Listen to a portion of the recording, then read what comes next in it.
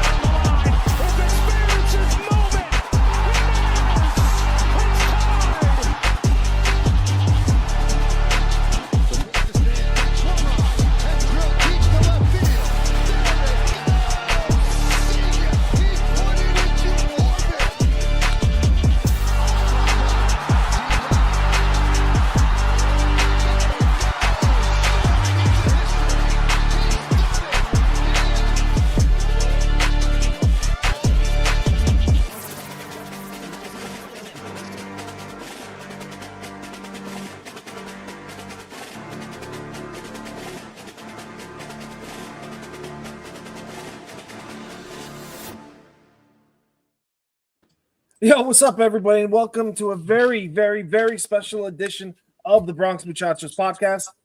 I'm your host, Mark, and tonight we got something special for everyone. We got a few OGs with us tonight. Some of the original members came back for this very special 200th episode that we got going on tonight. So for everyone on the Baseball Banter Broadcast Network who don't know these guys, I got my man Danny. Danny, what's up, brother? What's good, everybody? We got Alex with us. Hello. What's up, everybody? We got a very special guy with us, the Sandman himself, Scott Sanders. Scott, what's happening? What up, what up, what up? And of course, last but certainly not least, you all know David. David, what's going on, bro? What's going on, everybody? Welcome to episode 200. Can't believe we got here. It's been a wild ride. We're going into our 5th year doing this. So for everybody watching on YouTube, do us a favor, hit that like and subscribe button, ring the bell for post notifications to get notified when we go live, and do a bunch more stuff like this throughout the rest of the off season and throughout the season. So welcome, everybody. We didn't get here by ourselves, so thank you to all of our special guests, listeners, watchers that have come along this ride with us. It's been a treat. It's been fun too. It's definitely been a wild ride. And we thought nothing more than to bring some of the most important people that have helped us along the way, bring them back on, let them give their takes and their opinions on everything that's been happening. It's been a while since we've all been sitting on this stage together. So let's get into it. Yesterday, for all those who had been living under a rock, Cody Bellinger is re-signed with the Yankees, 5 years, $652.5 million. As of course, we have our resident Cody Bellinger fan. So, Alex, take it away, man. Tell us how you feel. Let's start it off, brother. I'm mixed. You want the honest opinion? I'm mixed. I really am mixed. I'm happy he's back. Cool. Good amount of money. The 2 opt-outs. An opt-out gets pushed back if they have the lockout, which all good shit. All good. I'm just a little upset that it took so long for it to happen, because let's be real, it's almost the end of the off season. We're right now. It's like, what's the next real move going to be for the team? So it's like, I'm happy. I really am happy what they did. I'm happy that he's back. It's a mixed feeling, because it's like I kind of wish there was more going on, but who knows? Maybe we'll be lucky and they do something crazy, like trade Ben Rice, maybe. I don't know. Someone out there might want a catcher / first baseman. That's a freaking little crazy one. It won't happen, but it's a nice one. Okay. Danny, what about you, bro? Definitely not trading Ben Rice. What the? I know, but it'll be nice. Think about it. You traded for Kwan? No. Yeah, man. No. Then, yes. In no universe, not Earth 2, Earth 3. I like it. Is Ben Rice going to be traded in any? Unless I'm not saying he is, but it's shit. They need to trade something. When it comes down to Cody Bellinger, I'm glad he's back. Makes his team complete, offensively at least right now. Obviously, we're still too left-handed. The opt-outs after the second and third year might come in handy if the Yankees do look to acquire, another right-handed outfield bat.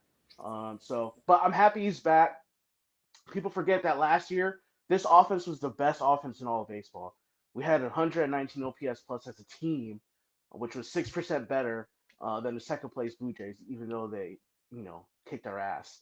But the Yankees offense was elite last year, and Cody Bellinger will definitely help us in 26.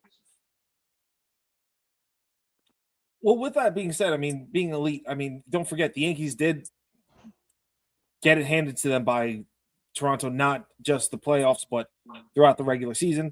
They actually had a losing record against Boston during the regular season, and both those teams I feel like have improved. So, is running it back really the best way to do things? And I want to throw this over to before I give you guys a shot. Throw this over to Scott, our resident retired major league player. How, in your experience, has running it back, the same crew back, been a good thing for the team going forward? Well, I'm sitting there thinking about Bellinger. Obviously the one bad thing about being a Yankee fan and Yankee organization is like if you don't go out and spend a ton of money, everybody thinks you're not trying. But I mean, like I'll be honest, like I'm not saying I think Bellinger is a good sign. I think it's a safe sign. Obviously if you read into it, it's a 2-year deal. You know what I mean? He's going to opt out after 2 years. He's getting much money up front. But I mean, you got Jason Dominguez, you got Spencer Jones, who those two guys might be able to put up the same numbers Bellinger can. Now, he's not the name. He's not going to scare. Might not scare pitchers as much. When Bellinger's on. You know what I mean? Because he's had some off years. When Bellinger's on, if Bellinger, does what he did last year and hopefully tick up even a little bit better this year, maybe a little more comfortable. Playing back their second year. Because that going back to your question, running it back with guys who are comfortable works. You know what I mean? I think Bellinger, second year in New York, hopefully he'll be a little more relaxed. Hopefully he'll have a place to live. He's not, everything's just going to be okay. Now it's like second. He's second nature. He's used to doing it. You know what I mean? But I'll be honest. I mean, Jason, Dominguez is thinking about him. How much of a couple years back, he was the next Juan Soto. And what you gonna do with him? Send him back to AAA, put him on the bench, the fourth outfielder? They're not gonna do that. He's got to get at bats. You got Spencer Jones, who's they see in their eyes probably the next Aaron Judge. You know what I mean? Possibly, not saying he will be, but in their eyes, he might be the next big gun. Big 6'6" guy, athletic and can run. But what do you do with him? He's got to go back to AAA. So sometimes, you have to really look at your team and be like, do we have a legit chance to win the World Series? Yes, you got to go for it. You got to sign Bellinger. So they're telling themselves they think they have a chance to win the World Series. If you don't think you have a chance to win the World Series, you got to move on for guys like Bellinger and throw those two guys out. One of those two guys out there, let him fail or let him succeed. If he doesn't, then halfway through the year, you bring the next guy up. And then now that Dominguez is a fourth outfielder. He's not an everyday outfielder, possibly. Then you give Jones a chance, and then you're okay with having Dominguez on the bench, playing 2-3 games a week, pinch hitting in certain situations. Yeah, I definitely agree. Like it's gonna work out for the team because think about it, the record for the Yankees at the end of the season. Okay, it was 94-68, tied with the Blue Jays. It's not like it was a big difference going on between the two. Okay, it's like just a series. They would have had first place. Same scenario would have been for the Blue Jays. Then they would have had. So for all we know, the Yankees could have been first place last year, and they would have been at the World Series for all we know. But it is what it is. It happened. But now the thing that worries me the most about this whole signing is Trent effing Grisham. That is my problem right now. That's the biggest problem. Him getting signed for what he got signed puts the biggest stopgap in there. It's like Dominguez is screwed. Jones is screwed. The growth is not going to happen because you're going to have hoping for freaking Trent Grisham to have like hit again like he did. Like that was an anomaly last season. We all probably will agree that was a shock, and we don't think realistically it's going to happen again. I see regression. I'm not going to see like, oh my gosh, something great going to happen. It's just stats. No one keeps going on and on perfectly in baseball. That's why baseball is such a humbling game. You could be the perfect person in the world. Sandman knows this. Okay, we all know this. We watched it. You could be the perfect player in the world. but you could still have outs. So let's be real. Trent Grisham is going to probably, I hope not. I really do, because I'm seeing Danny's face. He's all like, "Why are you talking trash about my man Trent?" But I'm gonna be real. We gotta be ready for what's gonna happen. Like, I'm worried on that area.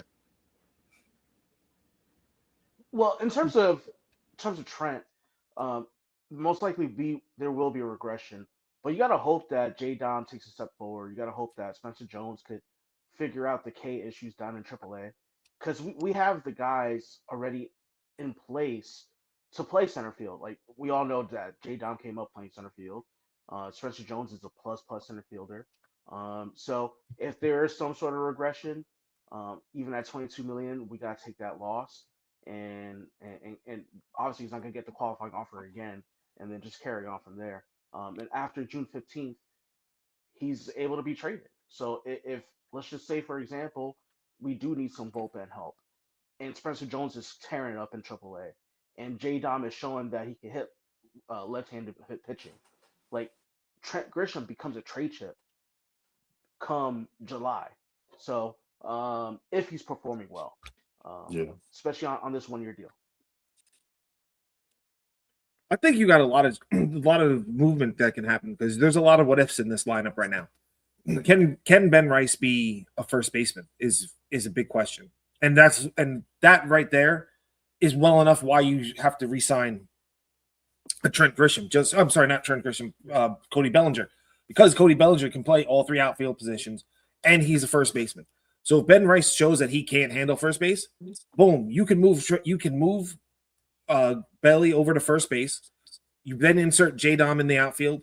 You can kick out Grisham. You can move Spencer Jones to the left field, where because he's more athletic, he makes a better routes to the ball, things of that nature. You move J Dom to center field, where he's more comfortable. Now your outfield isn't maybe better, but with the positions that you have, it's a better outfield in general, because everyone is in their best spots. So I do think that there could be a way around everything. And Danny, like you said, Trent Grisham, June 15th, I mean, they could kick him to the curb at that point. I mean, unfortunately, the Yankees, they're paying him $22.9 million. He's going to get every opportunity playing center field until he literally falls apart, or they just say, we can't do this anymore, until he becomes a DJ LeMahieu or a Josh Donaldson or anything like that just could not perform anymore.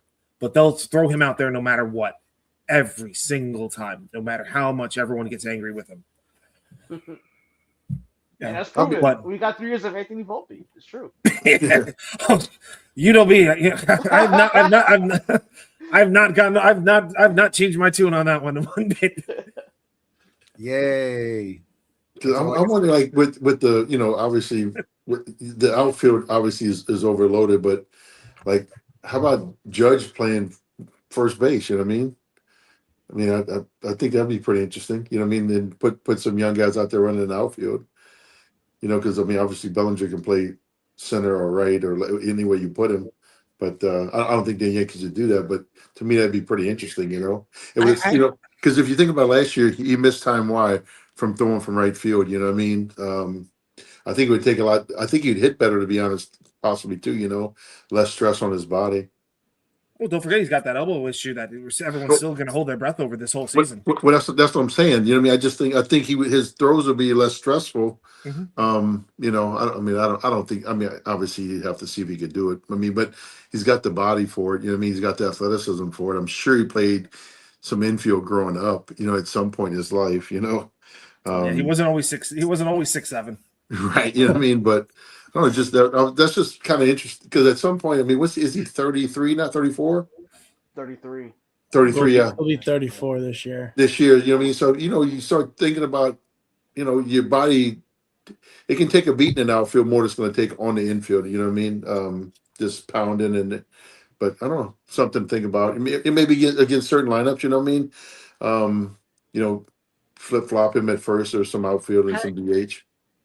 I definitely like where you're coming from, because like Cameron Maven actually tweeted out today that he got some insider information on a major player quietly working on position change. I have no idea what player it is. I have no idea what team it is. It's a very cryptic thing that he put out there. Really is. But hey, man, anything could happen. He also did confirm it was not Aaron Judge.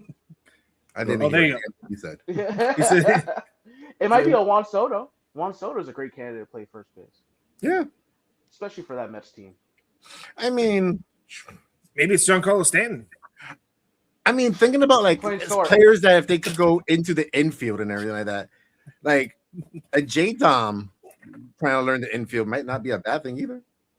Well, I'll tell you a story about J-Dom. When in the DR, they had him at 3 different positions. And I mean, the Buscones had him at 3 different spots: catcher, shortstop, and center field.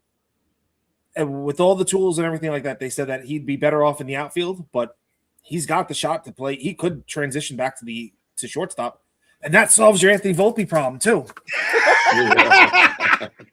Oh, yeah. This is what now we're talking. This solves Dave. You're gonna have to jump in on this one. This solves the Anthony Volpe issue altogether. A stronger arm, a better prospect, a better hitter, better everything, and you put him at shortstop. He's not as short as Volpe is. Oh my gosh, someone that's closer to someone with actually long limbs. This is how you solve the issues. It's perfect. You get Dominguez playing, and you get rid of Volpe at the same time. Oh, now we're talking. It's like, I'm sorry. When you talk about Volpe, I just loved how in our little chat at one point, Dave was like, man, Volpe and Jeter, they're about the same height. No, they ain't. Jeter has like a good 5 inches on that guy. Yeah. Jeter's a tall dude, man. Dave, get us back on track here.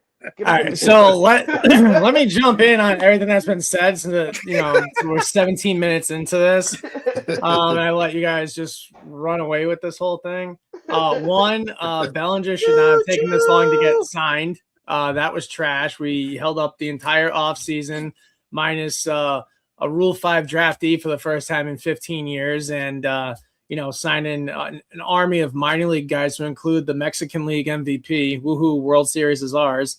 It shouldn't have taken this long. Meanwhile, you got the Red Sox, Mets, Dodgers, Blue Jays, Orioles all putting in work this offseason, acquiring talent, and the Rays for that matter. I'm glad he's back, but I hope he doesn't regress. That would suck really bad. With respect to Trent Grisham, who knows? Maybe they can catch lightning in a bottle 2 years in a row. We'll have to see. If not, he'll become Aaron Hicks 2.0 and see you later. But yeah, this offseason has been slow, held up for one dude. Don't get why. Kind of trash at that point.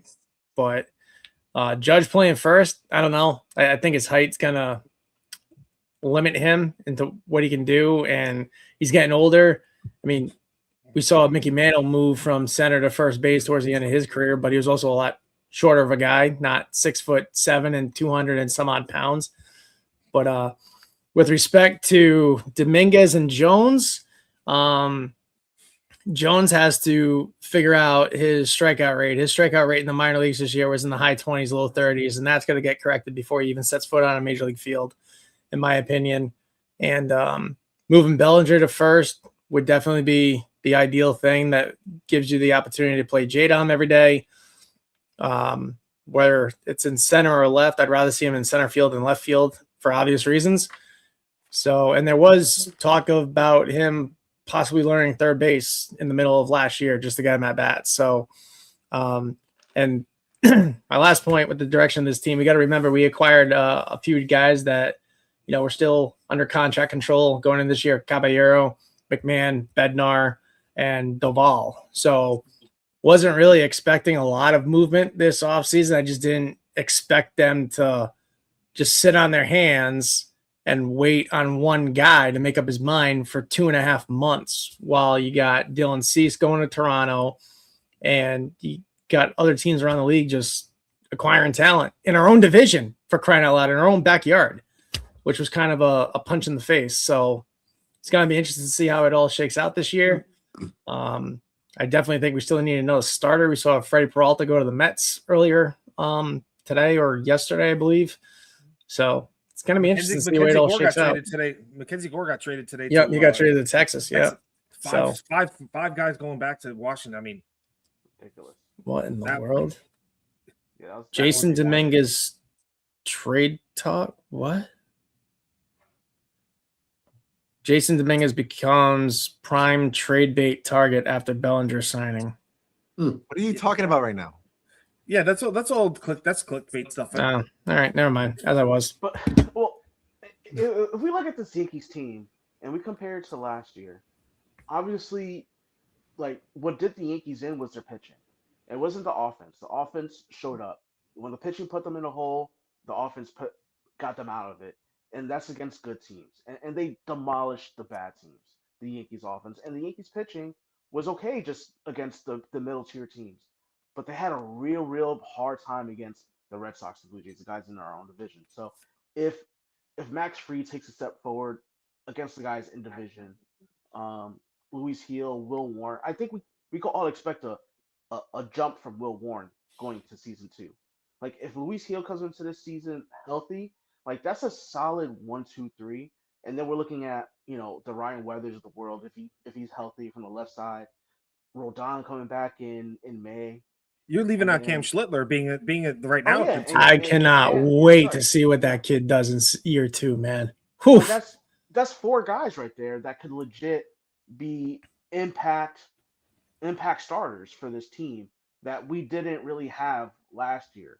And then the bullpen really needs to take us up. Really needs to take a step forward.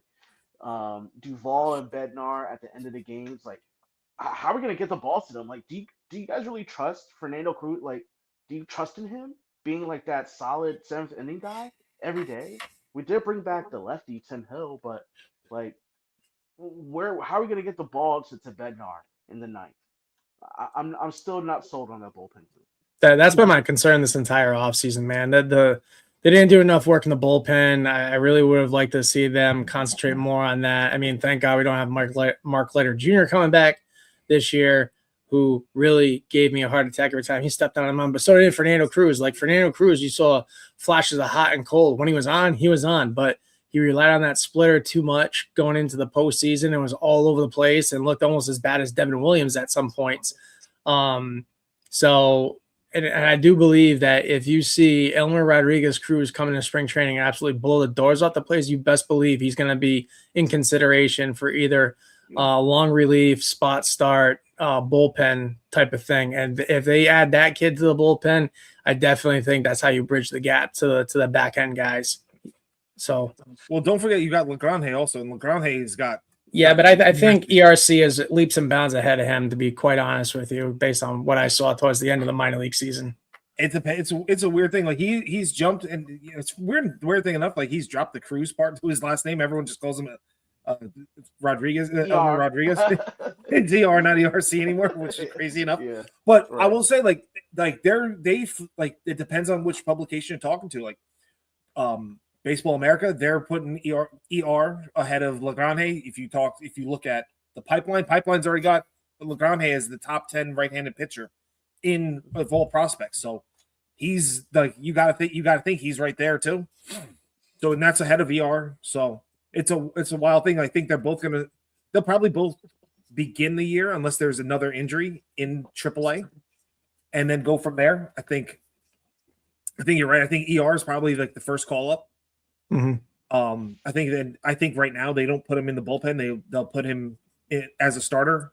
I think they'll give Ryan Weathers the shot to kind of work himself into a starting position or a bullpen position. Because listen, Ryan Weathers has got nasty stuff, and the Yankees don't look for like control or things like that. They look for stuff.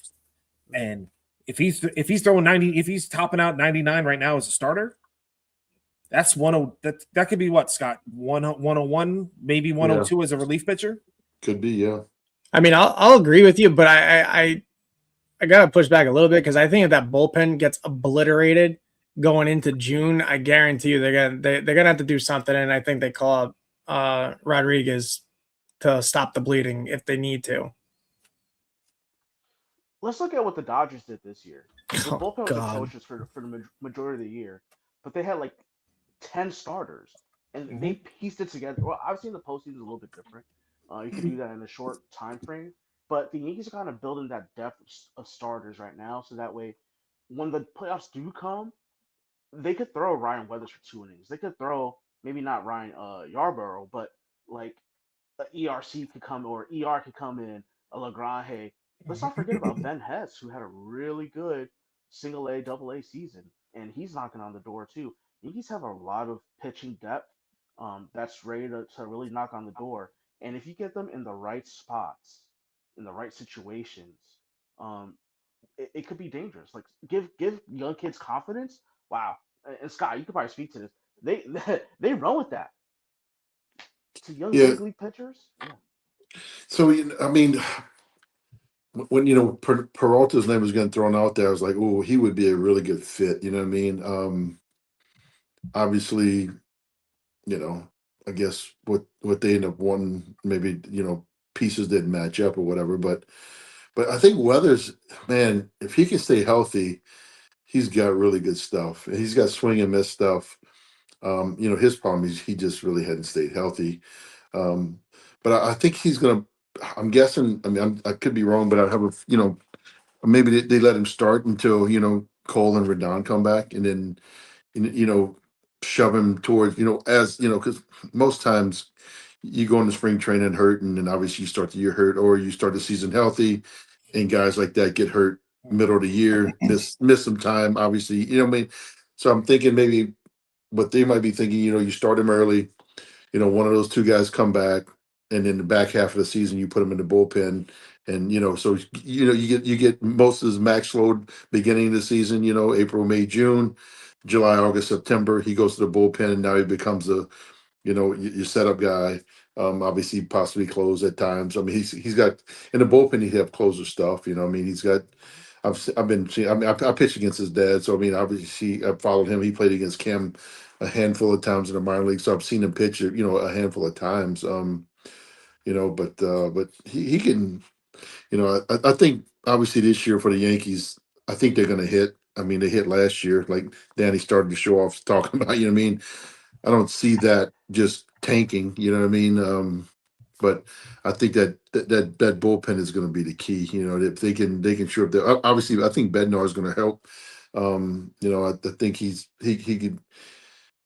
can solidify the back end. And, I mean, he got plenty of other arms with him, but somebody's just they just got to piece it together. And they got to be able to these days a starter's going to go six, so you got to have guys that can handle seventh, eighth, ninth.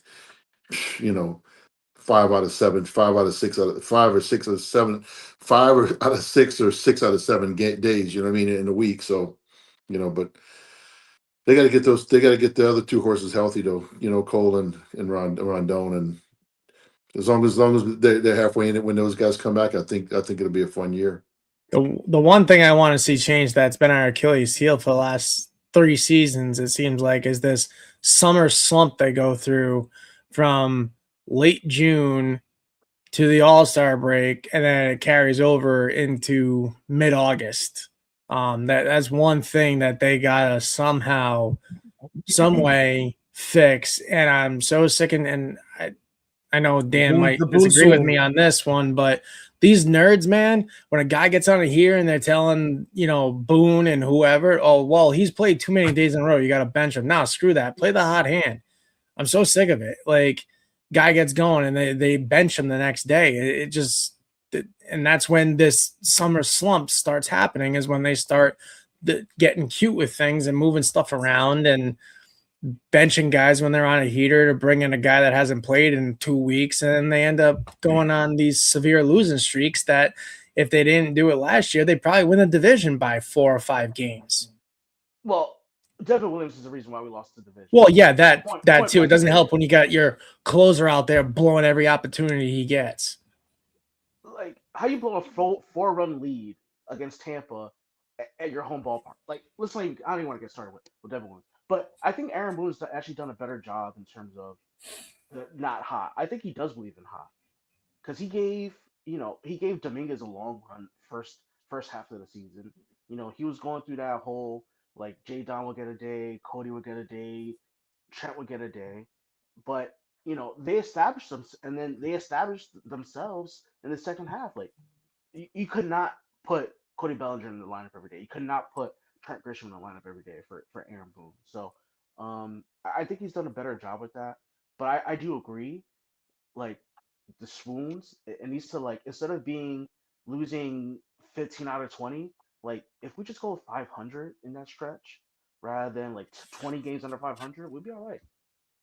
Yeah, I agree with that. All right.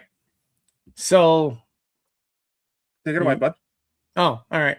So we're going to get into some lineup construction where we think, well, Mark and I did a couple of lineups to kind of think where things are going to fall into place going into spring training. So we're going to throw Mark's up there first and he can discuss.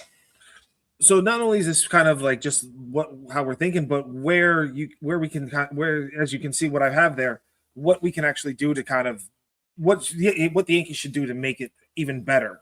Because this postseason, I'm sorry, the off season's not over with.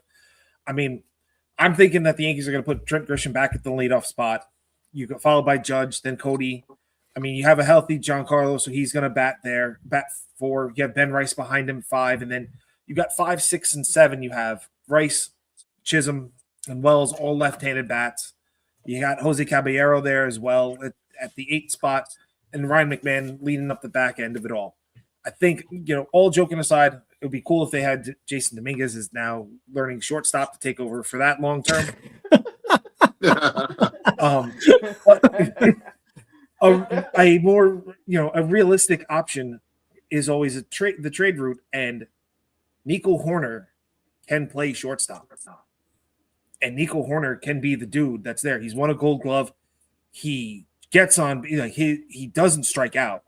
He's always putting the ball in play. He's a prototypical leadoff guy, which will then change everything you have there. Then you can go Horner 1, Bellinger 2, Judge 3, which I think Judge thrives in the 3 hole to begin with. Then you put Ben Rice behind him at 4, Giancarlo at 5, then Chisholm, and then you can kind of back end will be a little bit still left-handed oriented, but I mean you have Chisholm, Wells, McMahon at the bottom end of your lineup, and that's not as bad as where it was before.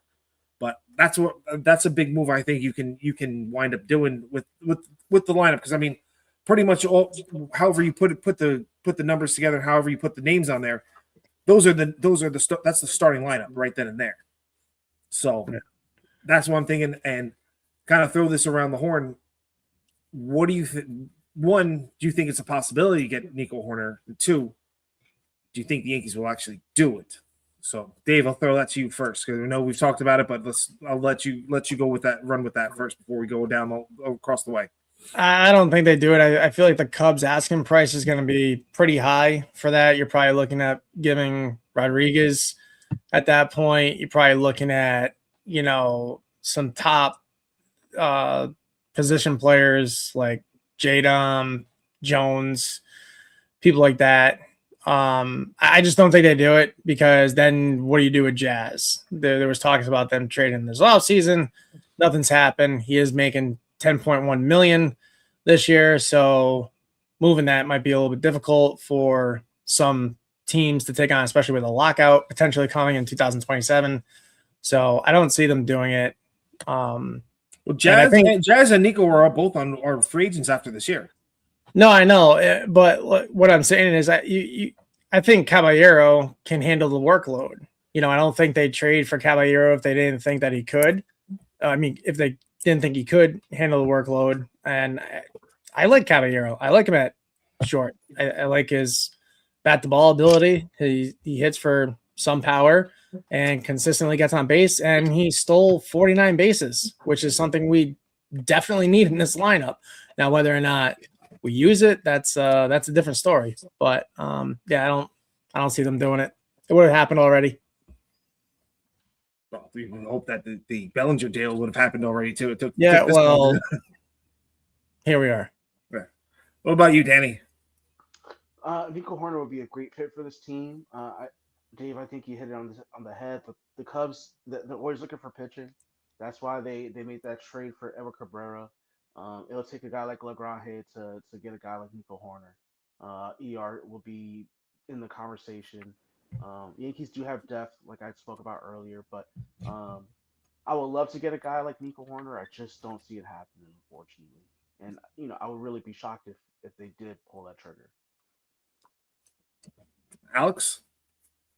I mean, I want anything right now. Like, let's just be real. We need moves, but whenever something happens, it happens. I'm just like, I really don't know what's gonna happen. I'm just wishing something happens. What about you, Scott? Well, first of all, I got to know Nico a little bit. Him and Cameron draft same. I think they were same year draft class, and so I got to know him a little bit. Number one, he's a dog, man. When I tell you, he's got some toughness to him. Obviously, his swing and miss is incredible.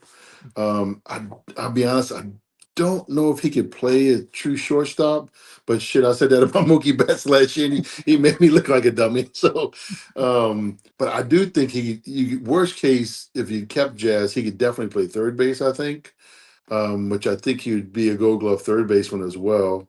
But I just, it's I just don't know if they're gonna. I'm sure the Cubs are going to want a pretty good haul. And the thing about it is, if you get him for 1 year, what do you really want to give up? I really think the Cubs are going to hold on to him until the trade deadline and see where they're at. Because I think they feel pretty good about Bregman. I think they feel pretty good about some other things they've done, what they got coming back. Obviously, it looks like the Brewers are unloading people, but they still find a way to win. Which I don't know what magic they got in the water up there in Milwaukee, but something. You know what I mean? That I can division. tell you what they got up there. Miller Lite.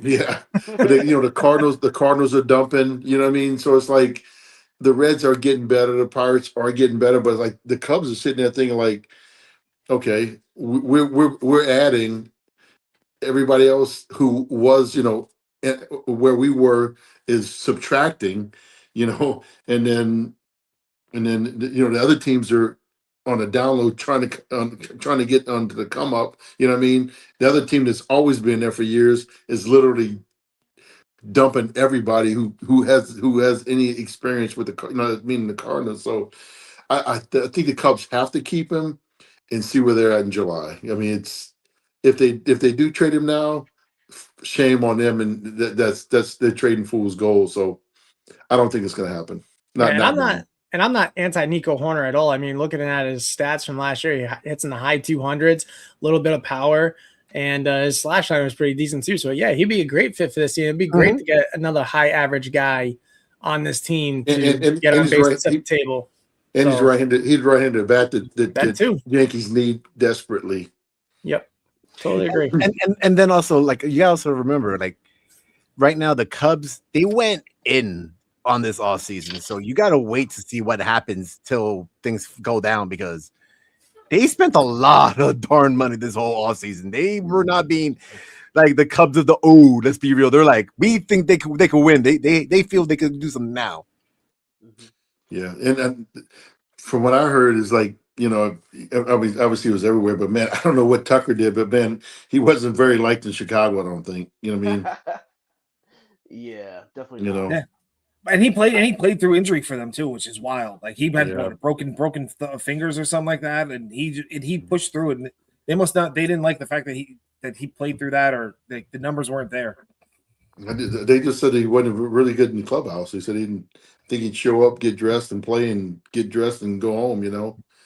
I just don't think he fit into the culture. He probably just didn't want to be there. Probably so. He was the one traded. He didn't ask to be traded. He was the Astros. Well, that's what I'm saying. Like, you know what I mean? Probably didn't want to go there and was like, well, I'm here. I'm just going to do the bare minimum. I don't know. Well, let me tell to you, if you can't get excited to put on a Cubby uniform, man, there's not many uniforms like that and playing Wrigley Field. I mean, that's like I mean, of all my seasons obviously Padres were always my favorite team because that's what came up with. But besides that, I mean, it was the greatest gig ever to play in, because for the first time in my career, it felt like I really had a 9-to-5 job. You play a day game and you could actually go out to eat with your family after a game, like 3 or 4 times out of a 7-game series at home or whatever. Whereas every other game you could do it on Sunday night. Any other team on Sunday night, you can play a day game and then go have dinner with your family. And that's only if you weren't getting on a plane and flying to the next city, But Chicago is so nice. You get to the park at 9 o'clock, and you'd be getting dressed at 4:30, 5 o'clock, going home. So it's no different from what most people do on a daily routine. But I mean, the fans are great, the city's great, amazing food. But I don't know if he didn't like it, then shame on him.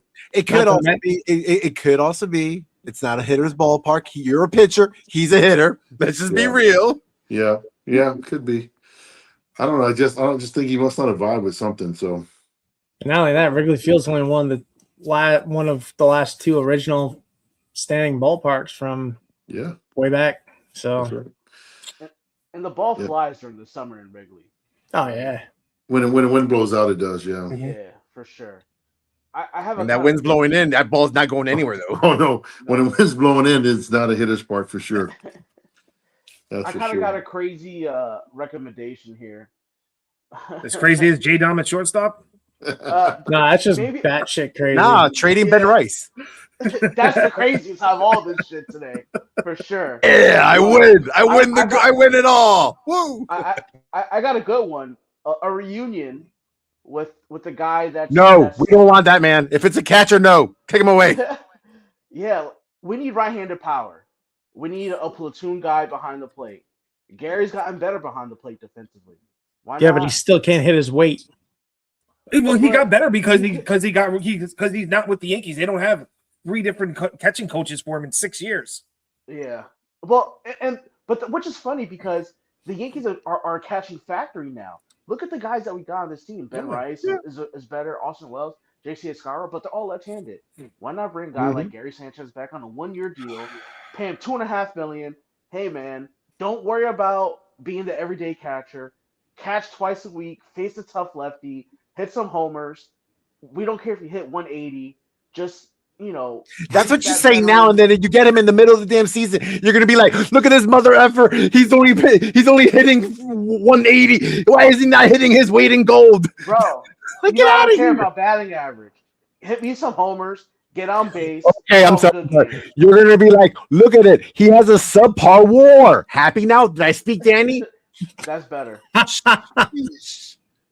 Tomato. Wow, big deal. No, but I will say, Danny, you're onto something there. I mean, because don't forget, Wells goes through massive slumps as well. So why not get a? Now it's funny to say that Gary Sanchez is a veteran, but he's a veteran. He's a veteran presence there. Yeah, like he's gone through the trials and tribulations of. He's in his 10th year. He's going into his 10th year in the league. Oh, so why not? He's got his pension. He's straight. Yeah. So you turn around and let him play. Let him do his thing. Hey, you got to worry. You don't have to worry about being the main catcher anymore. You don't have to worry about catching Garrett Cole. Like you can sit back and have Max Fried. You got Max Fried, or you got a Cam Schlittler, something along those lines. Like guys who like to throw a lot of sliders and fastballs. Perfect. That's perfect for Gary. Guess what? You go against lefties. Hit some tanks, man. Yeah. So we got some comments on YouTube. We're gonna run through really quick. So our president of our network, Jeremy, checking in. He's talking about when we were talking about Judge going to first. We've seen Bryce Harper make the move from right and become a strong first baseman. Judge at first could be interesting. Would happen to agree. And then our good friend Roman Rodriguez checking in. Congrats on the 200th episode. Great job getting Sandman on your show. So Scott's actually been a mainstay here now for going on 4 years. You got to go back and watch some of the old material, but Scott's been hanging with us since March of 2023, if I'm not mistaken. So yeah, he's been a mainstay. He's been great with helping us get very special guests on here, so we appreciate him very much. And then Trevor Hoffman, yeah, Hoffman, Osmus, yeah, good stuff. And then he commented about Sanchez. Sanchez is a liability behind the plate. There are a lot of teams in the AL East with speed, potential track meet for the opposing team. I'm gonna disagree. Like, the one thing about Gary that I did like, he had a sniper for a catcher's arm. Like he could gun dudes down at second base better than anybody that I've seen at the catching position. And I would love to be able to take his arm ability and clone it into Ben Rice and Austin Wells, to be perfectly honest. And on top of that, like, let's be real, it's not like there's a lot of top tier catchers in major leagues right now. No, the catching talent is so depleted in the league, man. Like, what? Oh my gosh, one of the top catchers just got paid in Philly, and then he's old as heck. Yeah. Like, come on. Like, it's not, oh my gosh, back in the day where the young catchers are the good catchers. Now it's the older catchers that are the better catchers. Yeah, the catching. Maybe the catching older game you is get, catching. Yeah, the catching game has changed. I mean, as you're coming up through the systems, you don't want to be a catcher anymore. I mean, Bryce Harper was a catcher like when he went to JUCO, because don't forget Bryce Harper graduated from high school at 16, went to JUCO, and then was drafted 1-1. Yep. And the first thing the Nationals did, like, now we're getting the maximum out of you. You're going in the outfield.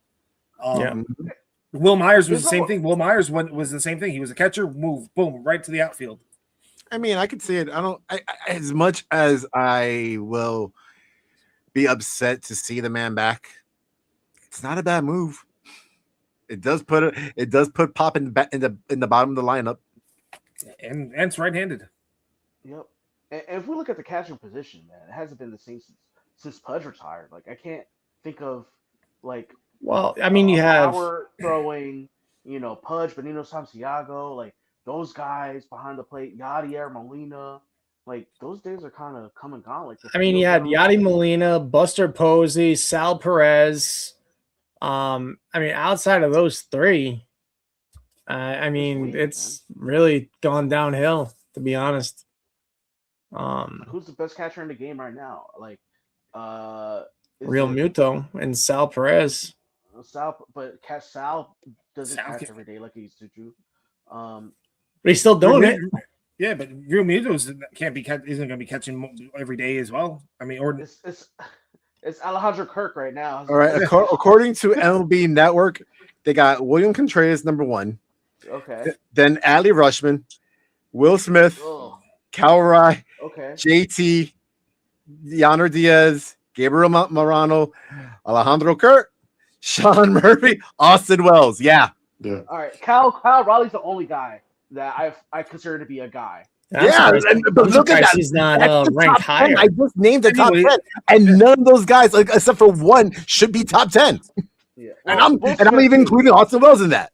Yeah. I was gonna say Will Smith just because he catches a lot of different dudes, but obviously Cal Raleigh because the year he had, you know what I mean. But I think he's more of a stick than anything else. But he is very.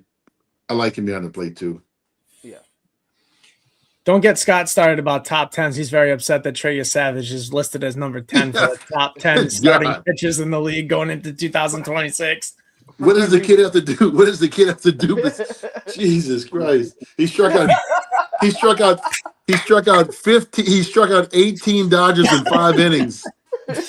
He had 18 punch-outs in 5 innings, and he couldn't even get on it. He couldn't even get in the top 5. Light my fire and walk away. Good God. Baseball America, what are you doing? Just take the kid off the list. How about that? Don't even. Oh my God, unbelievable. All right, so let's get to my lineup before this gets out of hand. Mark, I went a little bit different than you. I got Ben Rice leading off, Aaron Judge in right, batting second, Trent Grisham 3, Bellinger 4, John Caldwell 5, Jazz second, 6th. Yeah, there we are. It's been a long day. Sorry. Wells at 7, McMahon 8, and Caballero 9. I put Caballero at 9 to put some speed at the bottom of the lineup in case someone in front gets on base, and then the lineup flips over with Ben Rice with the power. So you're potentially looking at 2 dudes on base with Rice and his left-handed power to right field coming up. So that's what I went. Can you put it back up for a second? Yeah, sure. You guys forgot about Volpe or what? So wait a minute. He's injured. He doesn't count. He doesn't count anyway. You're gonna put Trent. You're gonna put Trent behind Judge instead of Cody. Yeah.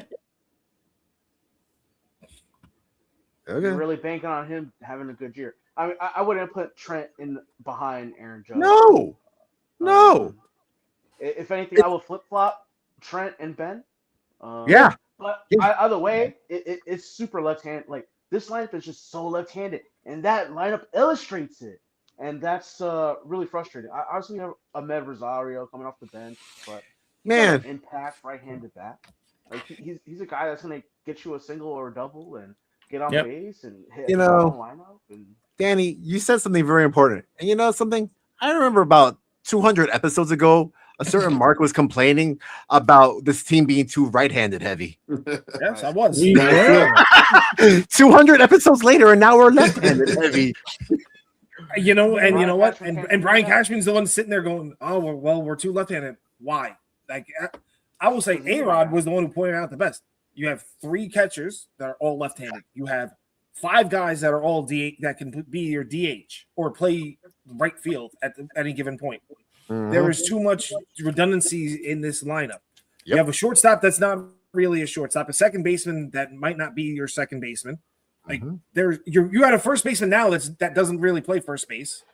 So I mean, there's so many question marks going into the new season. You know, Well, I mean, historically, we've just played guys out of position. So, well, yeah, I mean Par that's for the the going trend with how. The I mean, we Nerds might come decide out to of do it. spring training with Anthony Volpe being our closer. That's right. Yeah. Or the catcher. Can he even make that throw?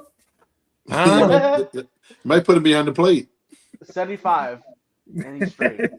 Yeah, I think 75, you don't know where it's going. yeah, the 3 guys I think that with those names, I think either Jazz, Belly, or Judge have to lead off. I don't know what depending on what. I mean, if you're gonna hit Judge 2, you might as well hit him 1. In my opinion. They had Rice experiment with the leadoff position towards the end of the year, and he did really well with it. So that's why I feel comfortable putting him there. But what I'm saying like is, but he's not a threat to steal a base. So if he's not a threat to steal a base, you might as well put Judge up there because I'm not saying Judge can steal bases. You just don't want him stealing too many bases and getting hurt. You know what I mean? I know he can steal bases, i.e. Shohei Ohtani. You know what I mean? When he didn't pitch, he stole 50-some bases. Obviously, last year that he was pitching, they were like, "Oh, shut that down, bro." You know what I mean? I mean, if you want to go that route, I wouldn't be opposed to them putting Caballero in the leadoff spot either, because like I said, stole close to 50 bags. So well, I'm saying he would be the other guy. If you don't hit him ninth, you hit him first. Obviously, he's going to hit first or ninth, right? But you got to get somebody at the top that has some type of. Especially if Judge is hitting 2 hole, you got to put somebody on. You got to hopefully have somebody on base that the pitcher has to worry about him stealing second base to take some, because that's when they lose focus and hang some that never come back. You know what I mean? So, but I mean, I don't know, but I think Bellinger could possibly lead off too. I mean, he's got some wheels, same. You know what I mean? But and Jay, I mean, somebody. What I would really like. I think that the most important part of it, whatever lineup they put, that at least 1 through 6 stays consistent. Like no more of this moving guys all over the place. Like every single at school, Judge is going to be, if you're going to have Judge your number 2 guy, and he'll be in wherever he is in the lineup, he'll always stay there. Don't just go, okay, well, we're going to try Ben Rice up there. We're going to try, in the past, Anthony Volpe at the leadoff spot, or we're going to put Trent Grisham there, or Bellinger, or Jazz, or whomever else. Like that, at one point they had Gleyber Torres up there. Last season, they had Jason Dominguez playing at the leadoff spot, and he was doing well, and then they took him out. So, I mean, they just put people in and take them out, put people in, take them out. They got to stay consistent. That's where I think the problem is. The thing about that boils down to matchups, though, on a day-to-day basis. I don't care about matchups. Consistency. Remember, matchups meant nothing when in 2009. Well, tell the nerds that. Yeah, but I said that's all. Most of that's all analytics. They literally sending out a line to Boone like, here you go, bro. Yeah, no, I know that. Find a way to win. Which the I'll thing be that honest, doesn't happen apparently. Well, but what I'm saying is, I agree. I agree with you, Mark, because I mean, you have more. You're going to have more consistency. But at the end of the day, when these nerds sit down and say it's going to be 85 degrees, the wind's blowing left to right, they got a chick in the front row with a tube top on, and the popcorn. The popcorn vendor who's normally here is not here today, and the parking. You know what I mean? And then next, and it's on turf, and there's low humidity, and there's cloud cover. You gotta lead off Judge, right? You know what I mean? Judge has got to hit 3 holes. It's a 3 p.m. start today. It's not 3 p.m. It's a 3:05 start. So that 5 minutes is going to throw things different. And tomorrow, when it's a fat guy in the front row, Judge is going to hit second. You know what I mean? Instead of the chick in the tube top, it's gonna be a big heavy set guy with hot dog with mustard and ketchup stains. It might be me, right? Like no, Judge. Hey, I know that guy. He's got to hit second. So for everyone who's watching right now, this is what's been going on the entire time before we moved over to this network. So you're welcome for seeing all this stuff here. Yeah, this is how we usually act. All right. Well, it's usually a little bit more explicit, but we have guardrails now, so we got to behave. So Yeah, question. Damn right. All right. This was a really good idea. Like, I really liked what you guys were saying. And they did experiment with this last year. Why don't they just do it this year? Put Jazz back there in the top. You're talking about speed and all that kind of stuff. He's a guy who could actually steal. He's someone that you want to talk about speed up there. He's not like Volpe that everyone knows. Oh my gosh! The minute you see Volpe hopping, he's gonna try to steal. Well, he's got to get on base for that for the hop. Yeah. Well, but the minute he's on base, the minute you see him hopping like a bunny, you know he's going to try to steal. Let's be real. Yeah, Look, no, I'll be cool right with about that. I'll be cool with anybody else but Trent Grisham leading off. Watching him lead off, he would strike out so many times to start a game, and it was just annoying. Like, you need your leadoff guy to be a table setter.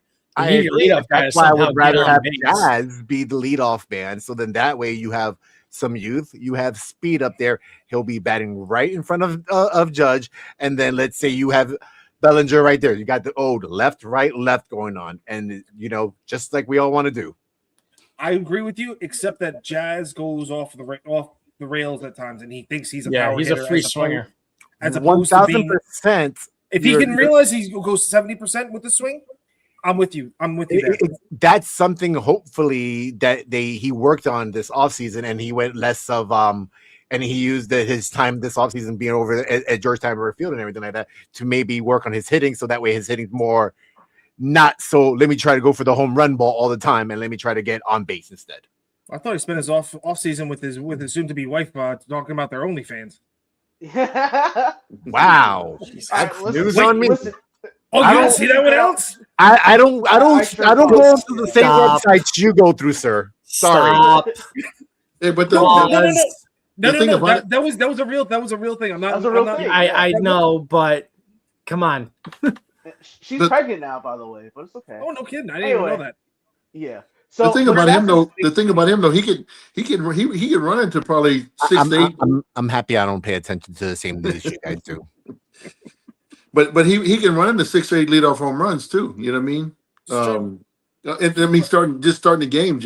So I mean, if he hits first or 6 and he strikes out, don't really matter. In my opinion. But I just think he's your best athlete in your lineup.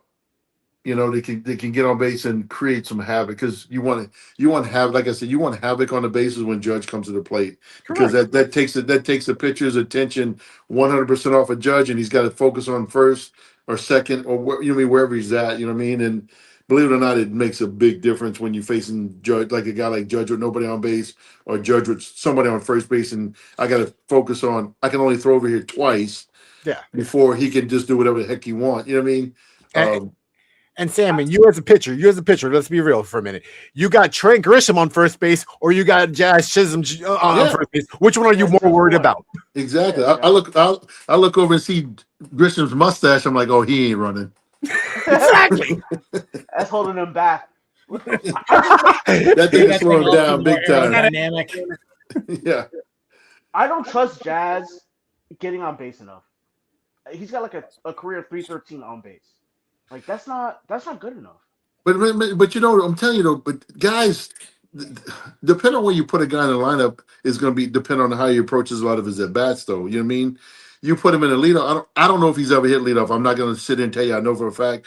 But if you take a guy and put him in leadoff hitter, he's going to have a different approach. You know what I mean? Would you put him in the 5-6 hole or whatever? He's going to just He's going to free willy. I mean, because that's his job. I think he played leadoff in that year that he broke out in the Marlins. I think he was doing leadoff that year. Yeah, I mean, right. I'm sure at some time he had to, you know what I mean? At some time he had to hit leadoff. That's what I was thinking that too. He had to be with the Marlins, and If I were to rank the potential leadoff hitters, I still would go with Trent because he gets on base at like a 350 to 360 clip. I know he's not going to steal the base, but he's gonna get on, and the occasional leadoff homer. So I would do Trent. I love Ben Rice in that leadoff spot, and then maybe like a Cody Bellinger after that. but those would be my top 3 options. And if J Dom finds a way to hit left-handed pitching, I think he catapults all of them because you Yeah. know he's gonna get on base. You know he can get a bag. Um, so You know, he can work a count those too. would be my 4 guys. Yeah, exactly. And J Dub's not an easy at bat. He's not gonna just go down 1, 2, 3. He's a tough at bat. He's gonna foul pitches off and he's gonna hit the occasional homer. But he's got Hey, to how figure out how to hit right-handed.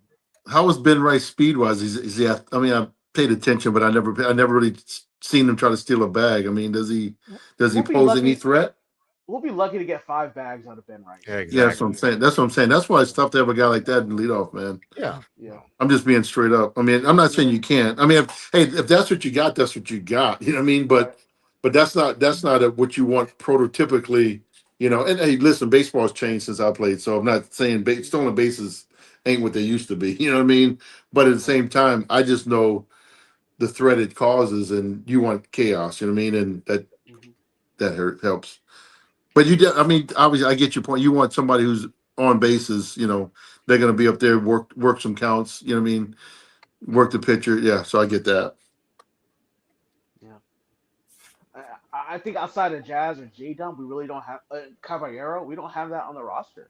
We don't have like that prototypical leadoff guy that's gonna do what you're talking about, Scott, and get you 50 bags. Outside of like I Yeah. said, Caballero got still 49 last year, but also he's another guy that really he's gonna hit his on base. That he's not gonna earn that walk like Grisham and Rice and Right. Cody Yep. and potentially J Dom. J Dom. I mean, I'll be honest. I think Jay Dom is a huge piece, man. I'll be honest. If he gets going and they have to put Grisham on the bench and pay him 22 million, Yeah, the that's team's still going to be better. It's going to be better. You know what I mean? And then you got a veteran because I do think Grisham, if he goes to the bench, I don't think he's going to care. To be honest, you know what I mean? He's getting his bag. I think I know he wants to play because obviously, I mean, last year he was. You go back. I mean, I'm not take Judge out the picture, but besides Judge, he was a clutches hitter. I mean, he carried the Yankees, for a couple of weeks at a time there, But can he do that again this year? Possibly. Can he fall back and do half of that? Pretty good chance, you know what I mean? But yeah. you know what I mean? But J Dom, they got to give that kid a shot, man. And honestly, even against left-handed pitching, But that's why you can't hit him at leadoff if you can't hit lefties. You have to put him at 9-hole and take your shot. You know what I mean? So there's so many tricky turns and twists. But hey, the good thing is they got a lot of pieces and they got some. They're not like, oh my God, what are we gonna do at this spot? Oh my God, what are we gonna do at this spot? So they're in a good situation. So MLB released the top 100 earlier today, so we're gonna throw that up really quick. Just so you guys can know, we have 99 is Rodon, number 5 Rice, 61 Jazz, number 43 is Cody. Who got the 36th spot is Max Fried, and our captain is number 2. I want to know who the hell ranked Bobby Witt Jr. 3 and Skeens 7. I feel like those should be like switched. Probably because Bobby Witt plays every day. Yeah. Still, Bobby Witt's a Witt's dog. Hey, bro. what won 2 Gold Gloves, and he's Yeah. he's knocking on the door as an MVP candidate.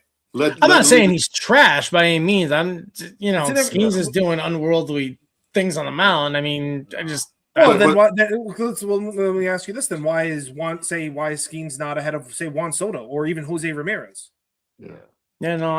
I'll agree with that. Skeens is going to pitch 30 to 33 times in a year. You know what I mean? He's got that's how many games he affects. Whereas those other guys, they're affecting 150. You know what I mean?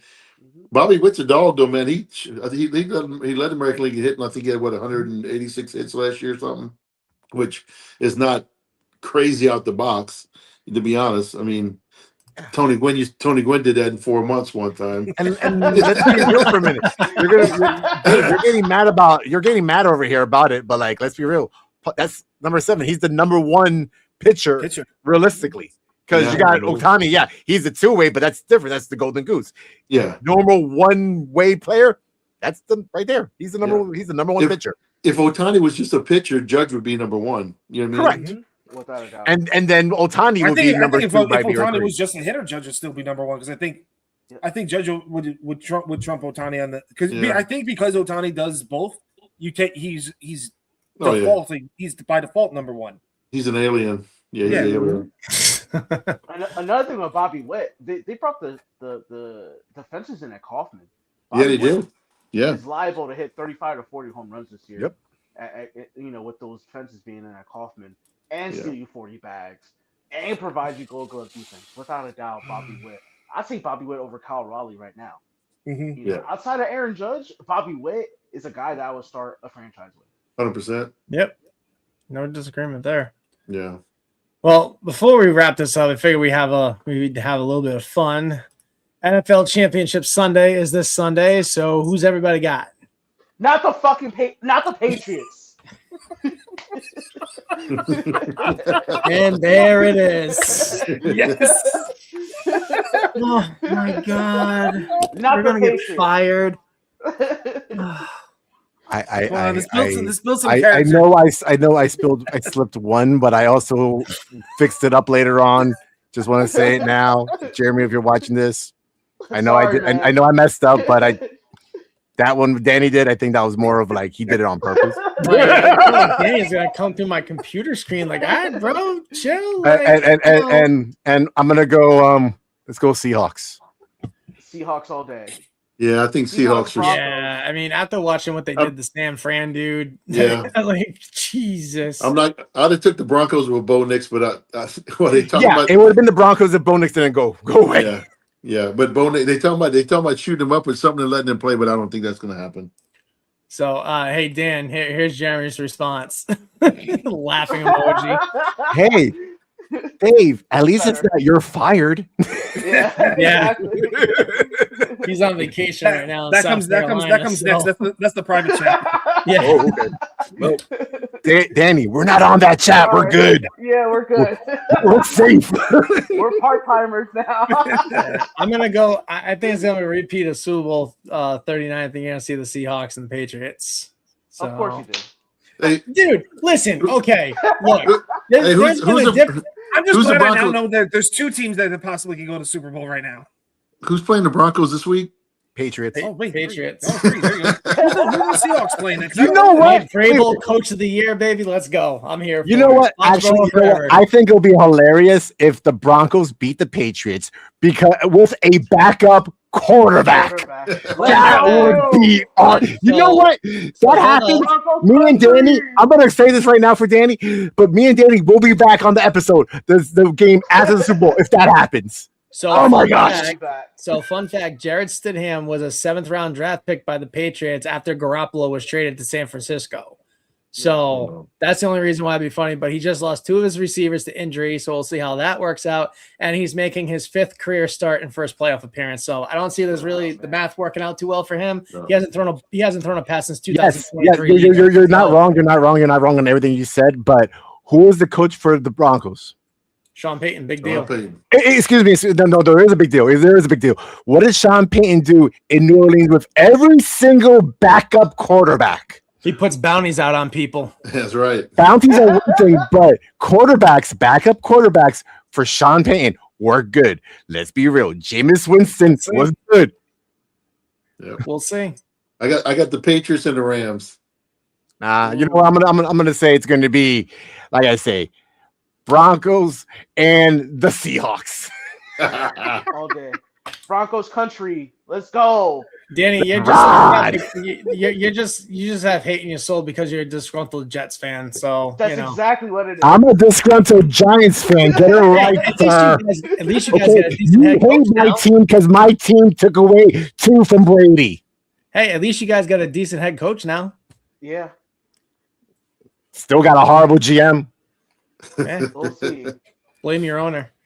Anyway, that's gonna do it for us. We will see you next week, same time. Well, 8:30. We're gonna go back to 8:30. We did 9 o'clock because these two down at the bottom had to get kids in bed and whatnot. So see you next Thursday, 8:30. Peace. Y'all Thanks for coming along. 8:30. Fancy Peace. time.